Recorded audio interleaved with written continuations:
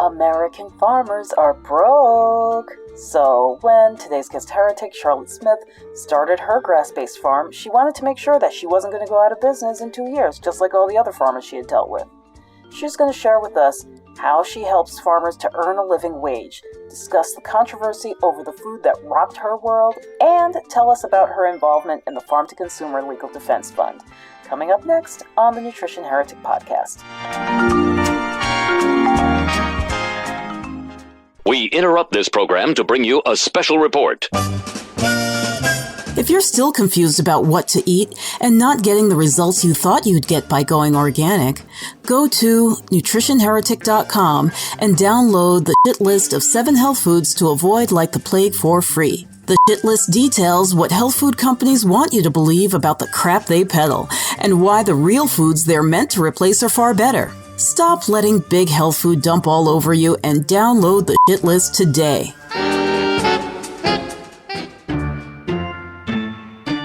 Fat is bad for you. I just pop a pill and I'm fine. Meat is murder. It's time for bad food punishment. It's time for real nourishment. It's time for the Nutrition Heretic. The following program is provided as information only and may not be construed as medical or health advice. It is not intended to diagnose, treat, or cure any disease. No action or inaction should be taken solely on the basis of the information provided here. Please consult with a licensed healthcare professional or doctor on any matter relating to your health and well-being.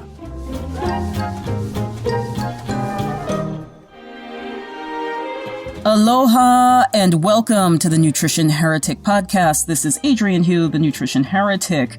And today in the studio, I'm saying with air quotes, we're going to talk about farming, which we do a lot on this show because when somebody truly is committed to their health, they realize that their farmer is their best friend. One thing that I noticed years ago when my eldest, who's now 13, she was just turning 2, we went to Switzerland. And as I have talked about numerous times on the show, when I travel, I like to travel in a way that I can connect with people because I want to know the food traditions in the places that I go. You know, if you stay in a hotel, you're eating in restaurants all the time. Maybe you stop into a supermarket every once in a while, you know, to buy a bottle of water, but you don't really get the full experience. So this is kind of a little bit of my obsession, but it's also just a way that I get to experience the world in a very tactile way and to visit places and really feel a little bit like a local. So when Daisy was 2, we went to Switzerland and we stayed in this small town in the French-speaking part. I don't even remember the exact name of the town, to be honest. But it was a very small town, and we stayed with a transitional organic farm. The thing that kind of slapped me in the face was that, well, you know, our accommodations were definitely more meager than the people who lived there, but they were installing marble countertops. And the house was beautiful, but you know, they were installing marble. The house was just like a really nice, livable space. From the years that I have spent shopping at farms in Pennsylvania and now in Hawaii, it's abundantly clear that we are not prioritizing our farmers.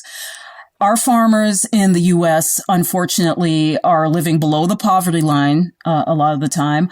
As a matter of fact, one of the first talks I gave was for a farm where the farmer, raising 2 children, was pulling in $13,000 to $14,000 a year if he was lucky.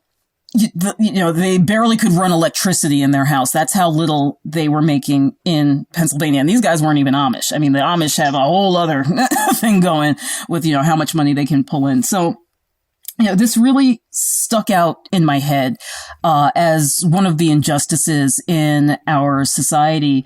And for that reason, I wanted to invite our guest heretic this week, Charlotte Smith. She is from 3 Cow Marketing and Champoeg Creamery. and where are you based exactly? In Oregon, correct? Sure. I'm in St. Paul, Oregon, which is about 30 minutes south of Portland. Oh, okay. All right. Yeah. So if you're in the Portland area, please stop by her creamery. I can't even say it twice, and I speak French. I don't know. Shampooing. I think I want to say shampooing, which is what they call shampoo. So, right. Yeah. So tell us a little bit about let's since I led in with marketing, tell us about 3 Cow Marketing and what you do there. Sure. Well, 3 Cow Marketing started out of kind of what you talked about in your intro, that I think the current statistic is 2,000 farmers go out of business in America every single week. Dang. And 80% of farmers are out of business within the first 2 years, and only 2% of farmers make it to the 5-year point. And I've been in business 7 years, and part of that, I think, is directly related to the fact that I've been self-employed for 25 years. And so I brought my marketing things I already understood, and my background is in communications, and I built my businesses on relationship. And so when I started my farm, I kind of knew exactly what to do to get customers. I had to build strong relationships with them and treat them really well and keep in touch with them all the time so they didn't forget me, and then put customer service, first and foremost. And I kind of inherently knew this because that was my background. So then when other farmers who were nearby would start asking me, well, how is it that you can sell your raw milk, for instance, for twice as much as we can, and you've got a wait list all the time, and we can hardly sell half of what we produce, and we're only 5 miles away from your farm? Mm-hmm. So so then I would email back and forth. It was kind of on an individual basis. And then I had a group to my house. We had raw milk producers come here, and I taught them some things all day, seminar type thing. And then with the online marketing world, I thought, this is not, I can reach the farmers around me, but this is a message that they all need to hear all across America. So I really just took what I do and I wrote it down, and I created videos, and I put it into a course. And I have a wonderful private Facebook group called The Profitable Farm. And I am trying to change the mindset among farmers. The rest of the public will follow suit if farmers hold themselves in higher esteem. And if they feel, so many of them feel like it's okay to live at the poverty level, and they think, well, we're a farmer, so therefore we shouldn't be able to afford to send our kid to college. Or they take pride that they drive a 20-year-old car that leaves them stranded on the side of the road, because that's kind of what our society has taught them. And since I came from a different world, it's like, no, nobody, I mean, why is it that my children should not have the right to go to, the college of their choice? Yes. Or to graduate with $200,000 debt because they had to get loans all the way through. I should have the same rights as these customers who are driving up to my farm store, holding iPhones and lattes and driving BMWs and complaining that our, hamburger is not 99 cents a pound or something. Yeah, exactly. Yeah. So that's kind of where it started, was to change. I have this bigger dream, and to kind of work towards that big dream my dream is that we will have small farmers scattered all across America, serving the 200 or 300 families that each small farm serves. And, maybe that's 50% of our food instead of the industrialized model we have now. But that's only going to happen if we start getting farmers. We have this continuous turnover of farmers, which means we never get anyone that's, they're only a certain amount of experience, and then they're out of business and they've lost tens of thousands of dollars or their whole savings or something when they go out of business. So we have this constant influx of newbies who aren't quite sure what they're doing. Absolutely. And this is a huge issue in the marketing world online, is that there are the gurus who believe they can train anybody in any industry. yes, there are some basics, as you know, as a marketing person, there are some basics that are universal. But no one who really understands the struggle of people who are very industry specific, particularly in these industries where we are supposed to be considered so selfless, right? I know that as a nutritionist, people don't want to pay me I had to go to school to get the education, but it's just your knowledge. Why are you charging for that? They don't see it. They don't see it as a tangible thing. They don't begrudge their doctor who, they will go to every week and attest that they are not getting better with their doctor. But wait a minute, you're supposed to help me do it for free. Somehow the guy who makes you sick, you gotta pay. The person who can make you better should do it for free, right? Right. You see the same thing in the food industry that exactly. Why do you charge for milk? You're milking the cow anyway. Can't you just help out your neighbors and give it away? Like, oh, you have no idea. Right, exactly. It's like, really? Yeah. You want to walk a day in my shoes? Oh, yeah. Yeah. So what is the mental block you see with the farmers themselves? What is it that makes them think that they can't charge more? Like, oh, only people will only pay but so much, or they only charge this in the supermarket. What is the mental block that you find they have to overcome to get their worth? Well, I think it starts out as because we have commoditized food. So they decide to raise their 100 chickens to sell, and they realize, wow, these 100 chickens cost me $15 a bird, which means I need to charge, $17 a bird to make $2 a bird, which is nothing. Right. And yet the chicken in the store is $2 $5 cheaper. And so my competition is the store. Therefore, they're trying to compete with Walmart and Whole Foods and all that, instead of, so there's that fear of not getting a customer. And there's also a confidence. So lots of times I find that my training, my consulting, my courses, the number one thing they give people is the confidence. And they say, holy cow, I can't believe I was charging $10 a chicken. I'm raising mine to $30 now. So once they have the confidence that they not only can, but should do that. The other thing I do is I do a little mindset shift. It's a block that often people have of, who am I to say my grass-fed beef is so good when they can go to Whole Foods and get supposedly, who am I to say that? And I tell people, I kind of help them do a 180 on their mindset, that if you have a product that will make someone's life better, because we all know how people are using farm fresh foods to get their health back in order. If you're selling pastured chickens and I have leaky gut and you're not doing everything you can to get your chicken in front of me, which means pricing it so that you'll be in business 2 years from now, then you're stealing my health from me. Mm-hmm.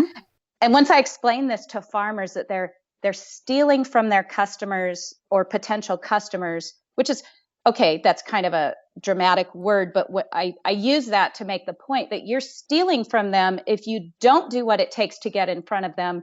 And what that does is it makes them look at it like now they're obligated to price their products sustainably so that they will be in business 1 and 2 and 5 years down the road, because otherwise they leave all these families hanging that were relying on, say, raw milk. A lot of people use raw milk to heal their kids' eczema, allergies, and asthma. And before we ever got our first milk cow, our farmer, we had 3 different farmers in those first years that each one went out of business and left my family hanging with what I thought was my kids' medicine. Yeah. It was the only thing that worked. And so when farmers start to look at it as being their obligation to run an actual business so that they can afford to stay in business, then often that's all it takes for them to say, oh yeah, of course my chickens need to be twice what they are at the store. And as a matter of fact, the store isn't even any competition because we're producing, it's like apples to oranges. Absolutely. We're producing two different products. So it's often just that mindset and the fear. And once they get over that, the confidence, then they're full steam ahead. Right.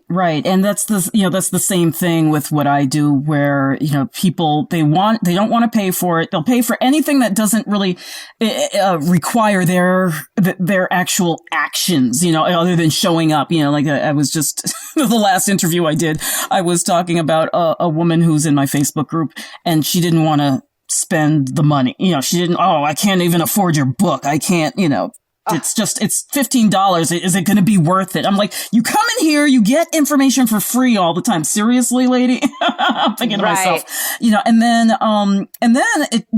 it leaks out that she's going to the chiropractor every week.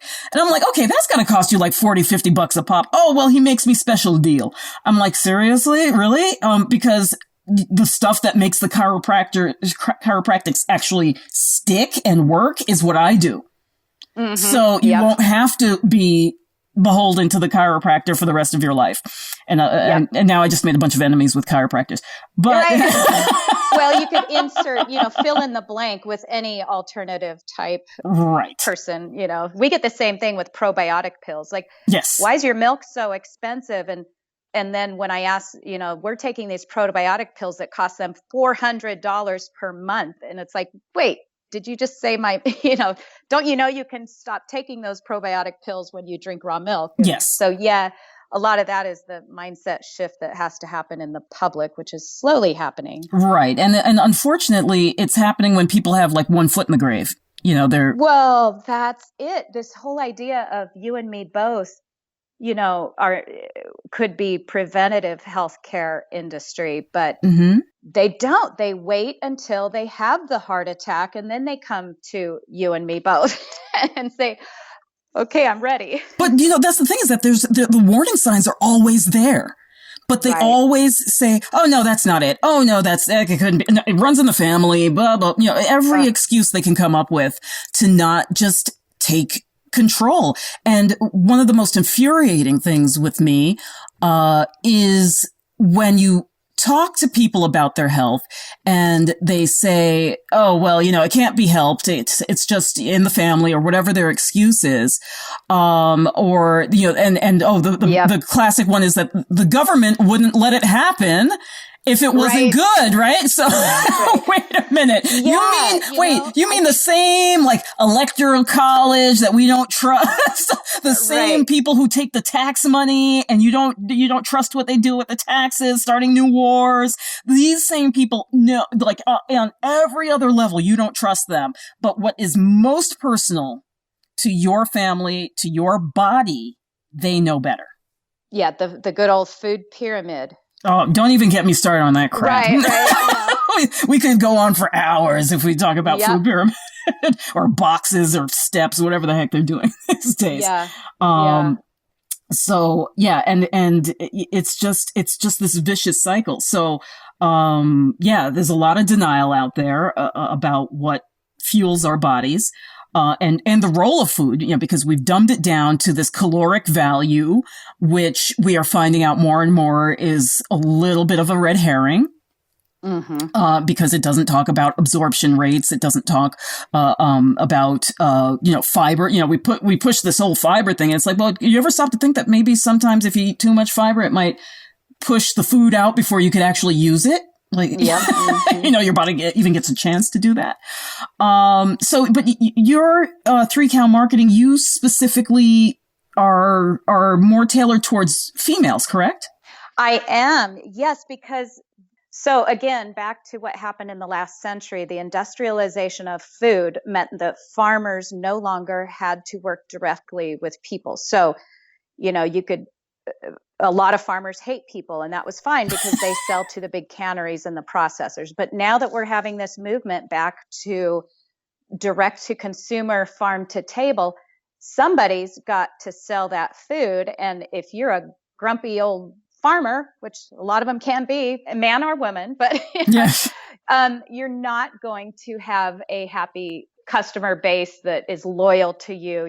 So women are so natural at building and maintaining deep relationships. Gotcha. And that's what it's going to take. In order for me to get someone to drive an hour to my farm once a week for raw milk when they could just pick up some milk at the store, I have to have a really deep relationship with them where they have so much trust for me and what I do and say and what I believe in and what we are here on the farm that they're willing to drive out here and support me. And that takes some work, but also it's something that women are really good at. So I do focus my marketing training on women and because they are super successful with this. And if you're a grumpy old man, you can maybe find someone in your community who can take over the building of these deep relationships. And this comes from, I deal with hundreds, thousands of farmers. So I'm not trying to generalize it. All, gender differences are exact, but I do focus on women because they are naturally really good at this and they have a lot of success with what I teach. And let's face it, you and me both, in our businesses, we want our clients and customers to have success or we don't look good, Right. So the people who are most successful at what I do and building deep relationships to sell their farm products and build a loyal following are women. And it works and we get along and it's the one place they can talk about, but, oh, I feel bad doing this and we can address that because they're women's issues. Right. Right. Absolutely. And do you get and have you yourself? Do you homeschool? I know that's very big in the farming community. Is there is part of your training helping people to kind of juggle it all? So I run a very busy farm with 7 employees and my online marketing company. So Wow. I actually run 2 businesses and I don't homeschool. I'm very busy. I work very, very long days and I have a personal assistant and a virtual assistant. Nice. And so I know where my strengths are and it would not be homeschooling my children. Mm-hmm. However, my children can teach you how to milk a cow from start to finish and the proper sanitation procedures, and the biology behind it. So they're getting it. They get this education from working with me on the farm. But no, they go off. Well, 2 of my kids are out of the house. I only have 1 at home now. Okay. Yeah. And so she goes off to school for 7 hours a day. And you wouldn't believe the amount of things I can get done in those 7 hours. Well, actually, you can because you have kids too. So I'm all for helping a woman. She just needs to say no more. But no, I don't really teach like how to do it all. But okay, one of my lead magnet on my 3 Cow marketing website right now is the 8 traits of successful women farmers. Oh, good. And one of those traits is she says no swiftly and often, because as women, we like to please and help people. We say yes too much. So that's something I would talk about in our private Facebook group. Definitely pick out your top 1 or 2 or 3 things that you're really good at, and do those things and hire the rest done. So yeah, one of my things is my kids go to school. Right. Yeah. And it's funny because in recent months, I've been kicking myself in the butt because I am a yes person, and somebody is stranded and they need a ride or something. And they call me up and I'm like, oh shoot, if that was me. And I live on an island. So it's like, it's even more in your face. Right. So I'm like, yeah, oh man, she's stranded. She needs a, ride to the airport or something, whatever. And her husband's not on the island and who else is going to help her? She doesn't really know anybody else because, and that is one of the things that's interesting because I am in the school system. I know more people, but then some of my friends, their kids are, live off island, whatever, or they don't have any, or they don't have a spouse, or, so when they need somebody, they really need something, I'm like, yes. I'm like, really? Okay. So yeah, so that's a huge thing for me going forward is really learning like, oh, do you have somebody else you can tap for this one? Cause right. I've got to get my done today. And how to say no and how to be okay if someone, is going to grouch at you behind your back. Well, it's okay because your obligation is to your children and your family first. And if you don't have time for them because you're picking up someone else's kid, then they suffer. So right. Yeah. It is definitely a balancing act and it's something we have to get more comfortable with. Now, to speak to what you said before about not wanting to be gender specific, like, these traits are embodied more by women but versus men. Don't feel too bad about that, because there is a reason why we have the old adage that behind every great man is a woman, right? Yes. Oh, no, it's so true. And I see such an opportunity. And I say this because there are things on the farm I just can't do. That, the thing that I'm lacking, and I think most women are lacking, is the physical strength. Yes. So, for instance, we move a mile's worth of irrigation pipe. So 30-foot long, aluminum pipe carried across a field a mile a day during the summer. Well, I can't do that. So I hire a guy. I have a guy who does those things. So yeah, the genders are perfectly balanced, like God intended, that the men can, on a farm especially. I think this goes, if you look back 150 years, it's probably how it was too, is the men were doing more of the physical labor and the women were building the relationships that kept the farm going. So We're just kind of embracing what we're naturally good at. Right. And sometimes it's not even necessarily strength. I think it's also, just being cumbersome. There's certain things like, my arms are not as long as my husband's arms. It's right. Easy. Sometimes it's just you can't get a grip on it because your hand's too darn small. Mm-hmm. Yep. So it's not really. It's so there's just certain things that if you can save a step and it can be done a little bit quicker with him. But but doesn't mean you can't do it if in a pinch if you need to. It's just there's got to be a division of labor one way or another. I'm a firm believer in figuring out the highest and best use of your time, whether you're a woman farmer or a man or whatever, highest and best use of your time, and then get someone else to do the other things that are going to take you 2 or 3 times as long. And again, for me, it always goes back to taking time away from my family. Am I willing to take 2 or 3 times as long to do that one thing so my family pays the price, or figure out what I'm really good at and focus on that? Right. And also shifting gears. Sometimes just moving from, like, for example, right now, I'm podcasting. In a couple of minutes when we're done, I'll be straining guavas to make guava syrup. But right. there's like a mental shift that has to happen, right? And sometimes it takes us a little, okay, I'm in this new space. I need to do this. So, just those few minutes that you would lose kind of laying out the steps of the next process, even that is a strain on your time. That a lot of people, individually, it doesn't take long to throw kefir grains in your milk, but when you're adding that to making a stew and, milking a cow or whatever, it adds up. It does. Yeah. And as women and mothers and business owners, we do a lot of that. That's my whole day. Yeah, because it's like, I'm good at it. Why give it to somebody else? I know what I'm doing. But then, then you end up kind of having everything fall on your lap. Right. So what are some of the challenges, other than just the marketing? What are some of the things that you see farmers doing in I don't want to say a sloppy way, but that they could be doing better, whether it's in terms of what they offer, let's say value-added products, beyond just the regular marketing? Are there other things that you see, like, no, guys, you should really be doing it a little, or, if you do it this way, it'll probably work in your favor better? Yeah, I think one of the big things that I see there is they often start with one thing. Like they decide, I'm going to raise chickens. So they raise chickens and they sell some and it went mediocre. So they think, well, I'm going to raise sheep.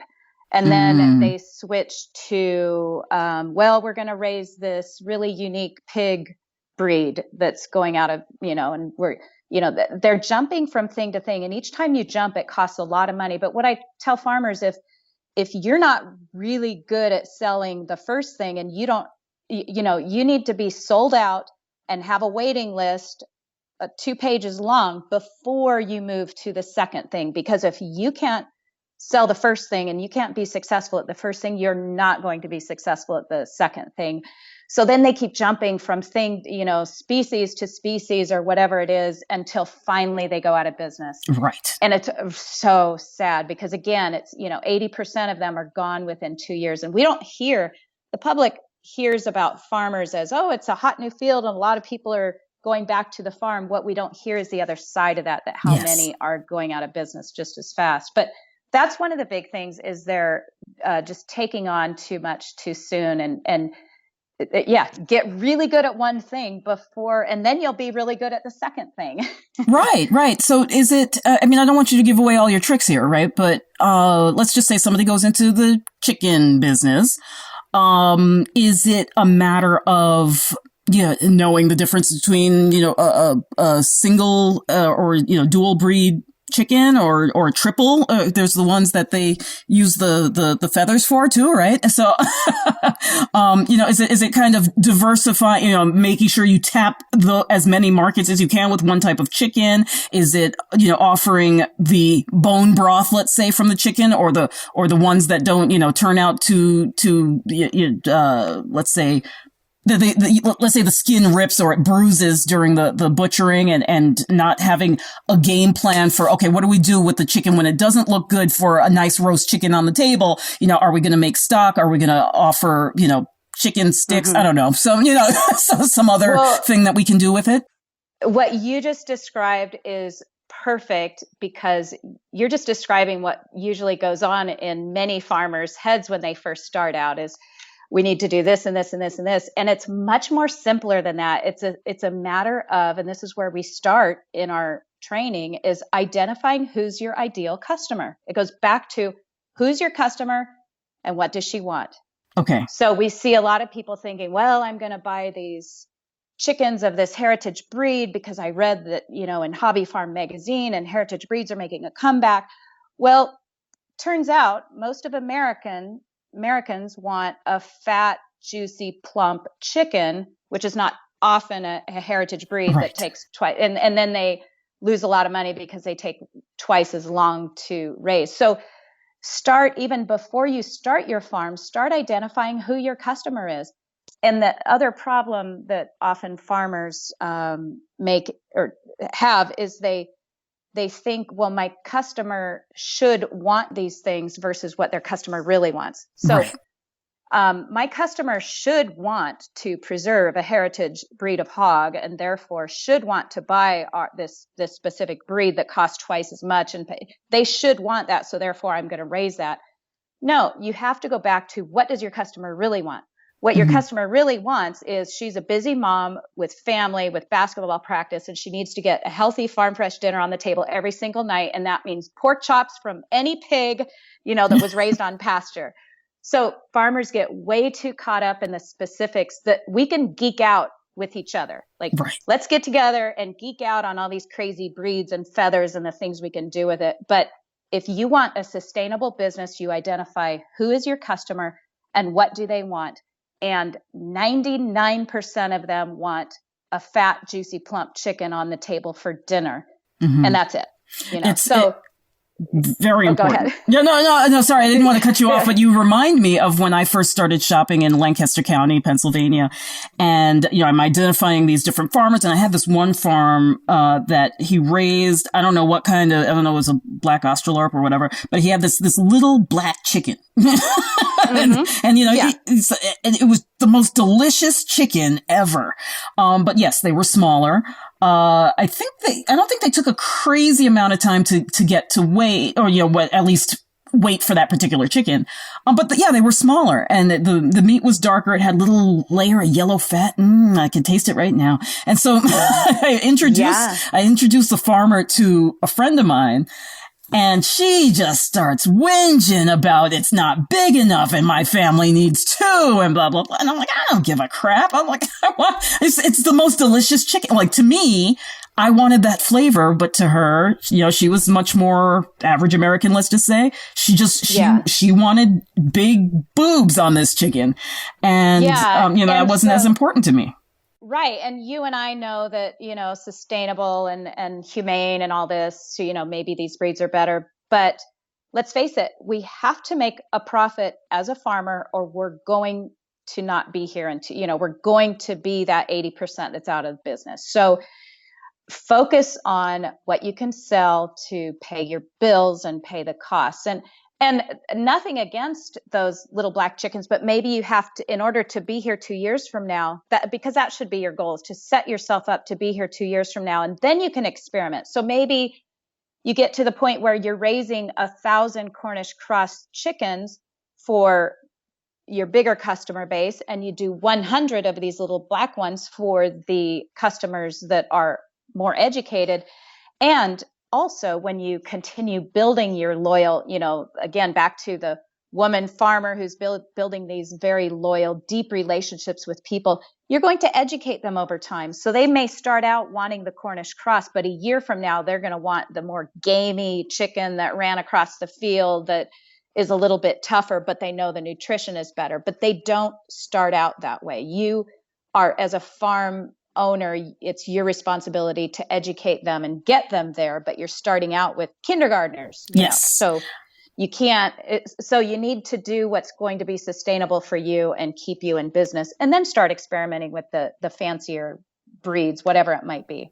Right. And actually this is, it's cool to hear you say this, because the person I just interviewed, prior to you, she has, fibromyalgia and this crazy skin disorder that I've never heard of. And, just you name it, she has it. Right.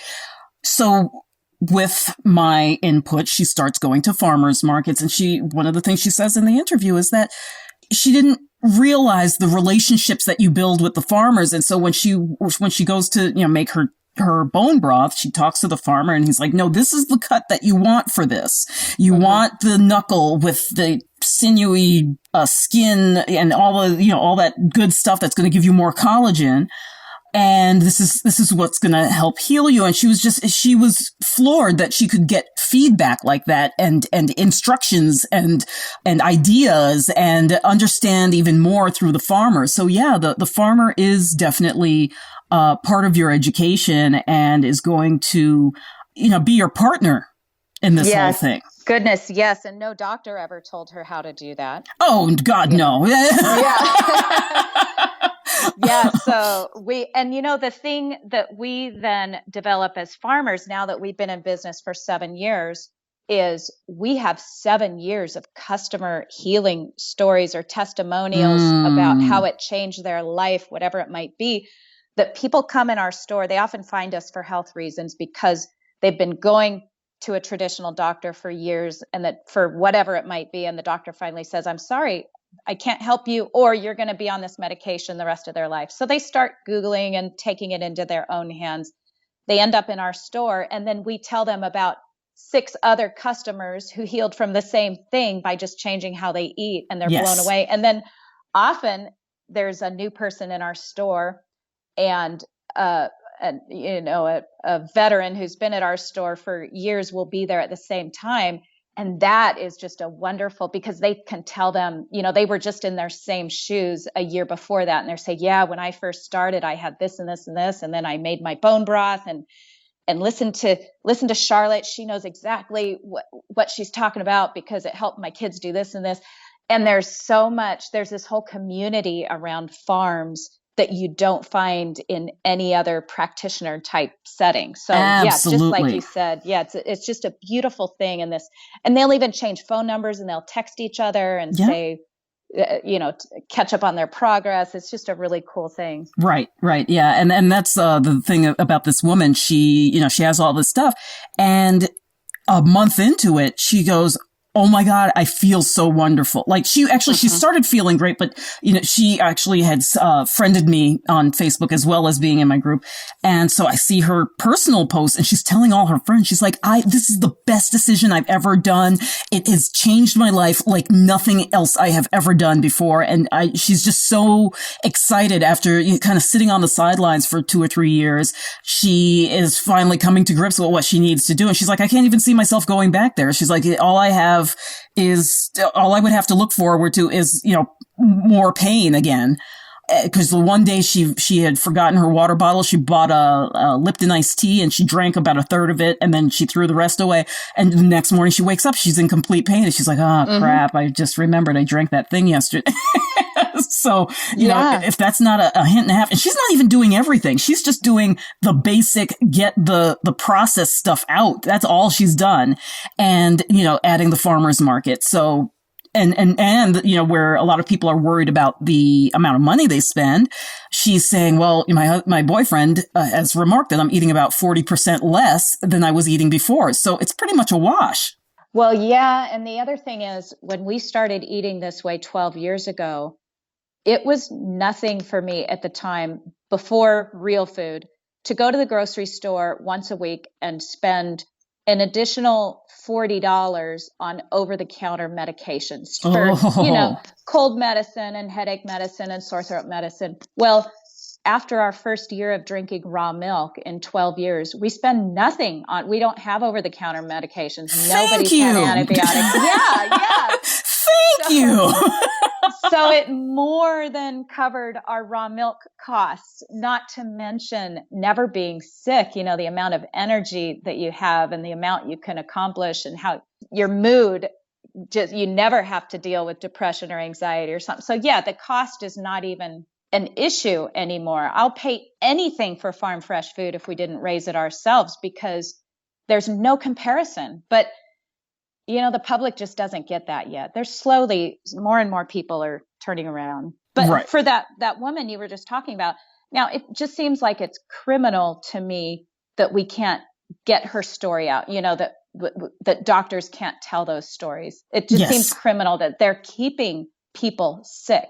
Mm-hmm. And I have my own personal friends, because, you know, I have my wonderful people that believe in what we do and have healed. And then we have friends and neighbors and high school friends and college friends that think we're, you know, lunatics or something. Yeah.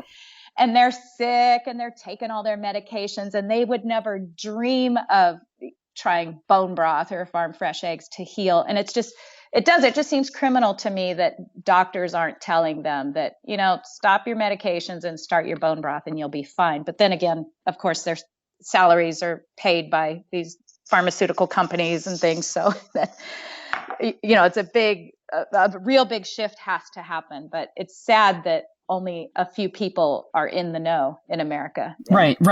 Yeah. And actually you're reminding me that a friend of mine was telling me, I believe it was in the book, Think and Grow Rich.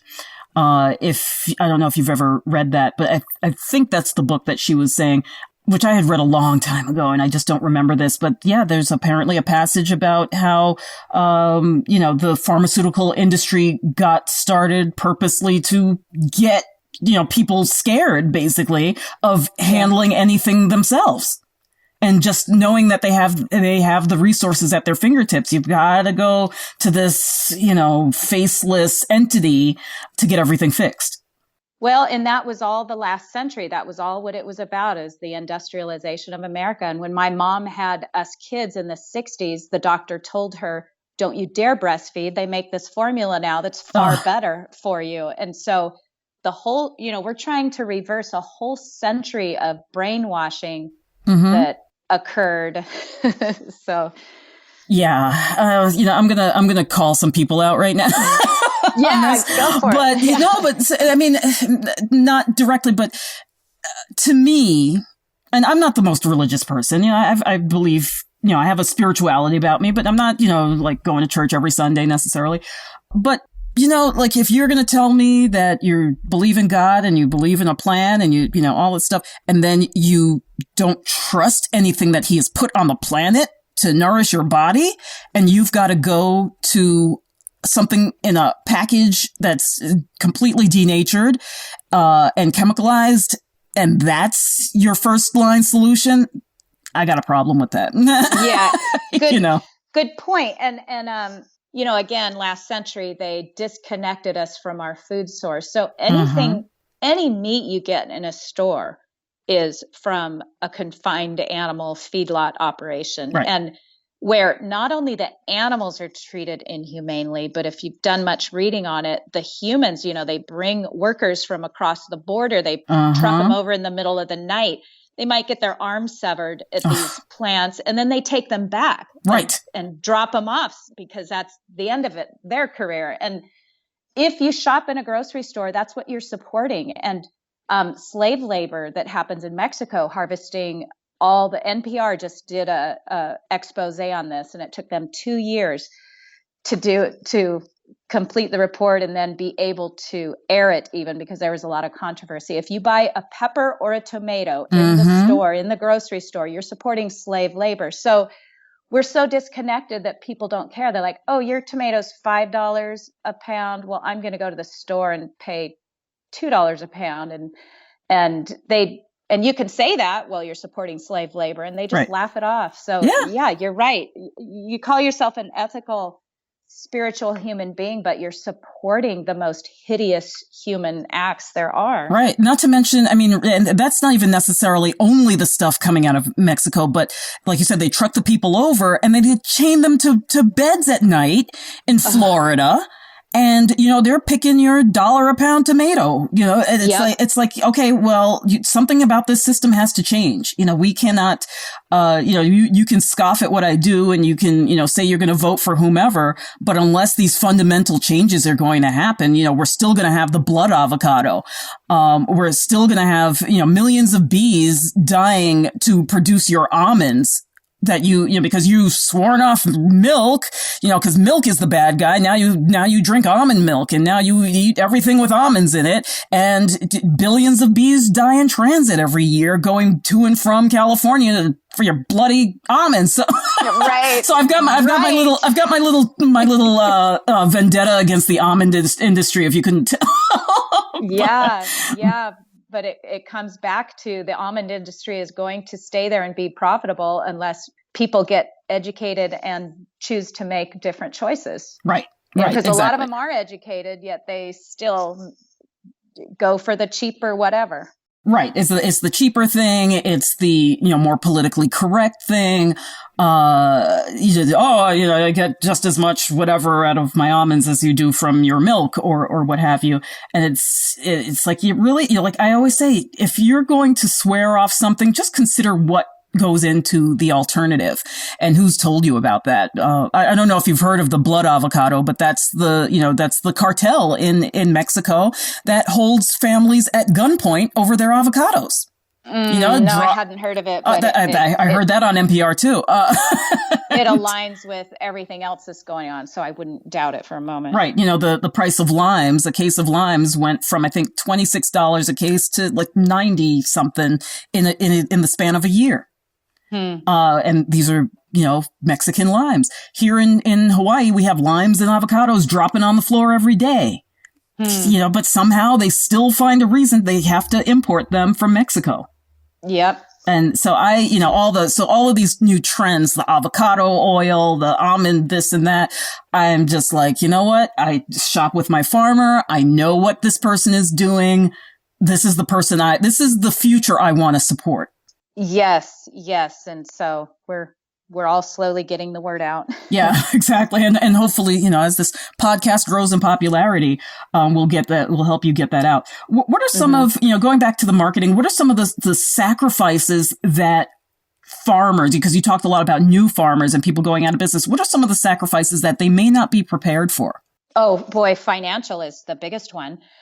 People they think, well, Charlotte sells her milk for $12 a half gallon, so I'm going to go buy a milk cow and get rich. Yeah. And little do they realize that's $24 a gallon raw milk costs $25 a gallon to produce. Right.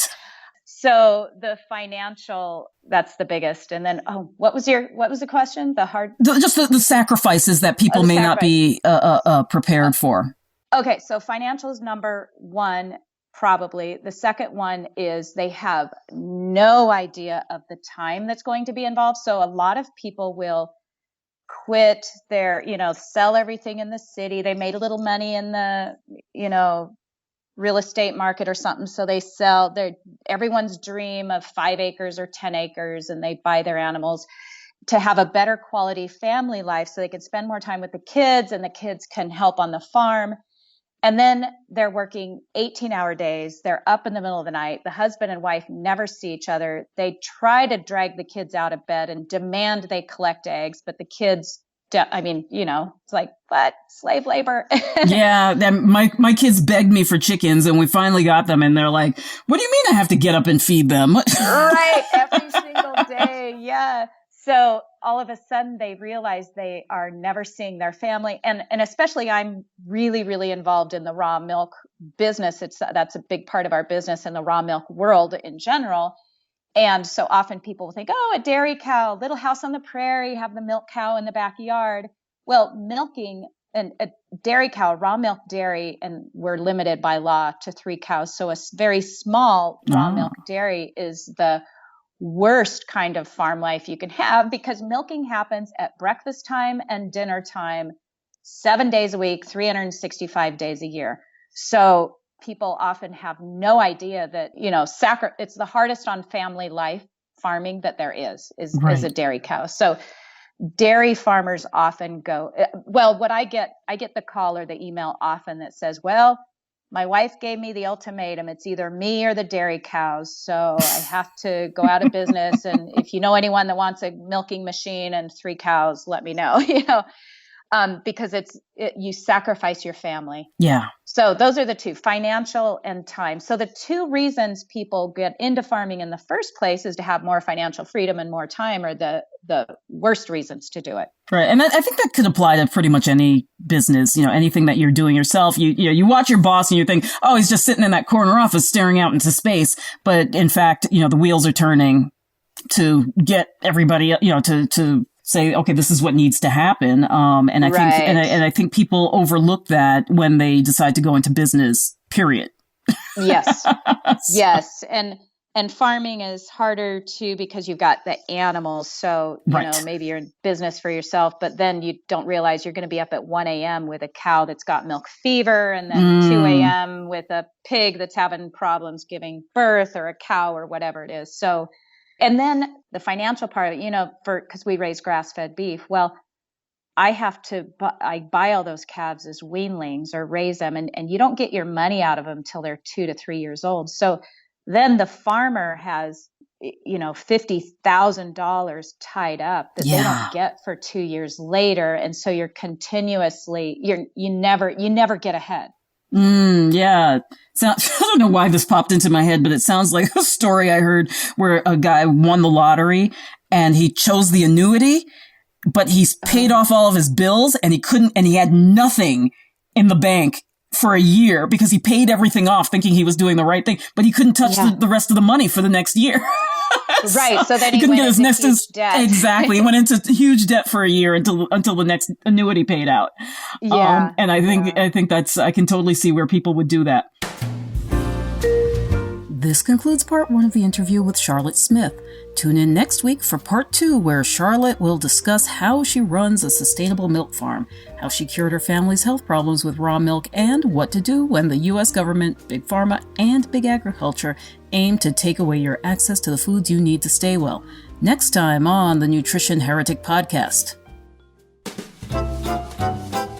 The Nutrition Heretic Podcast is a production of Savor the Journey, LLC. Our audio editor is Nikola Popovich. Our podcast manager is Crystal McLean, and our operations manager is Linda Hansen. I'm your host, Adrian Hugh, the Nutrition Heretic. You can find us at nutritionheretic.com, where you can download the Nutrition Heretic's free shit list of 7 health foods to avoid like the plague.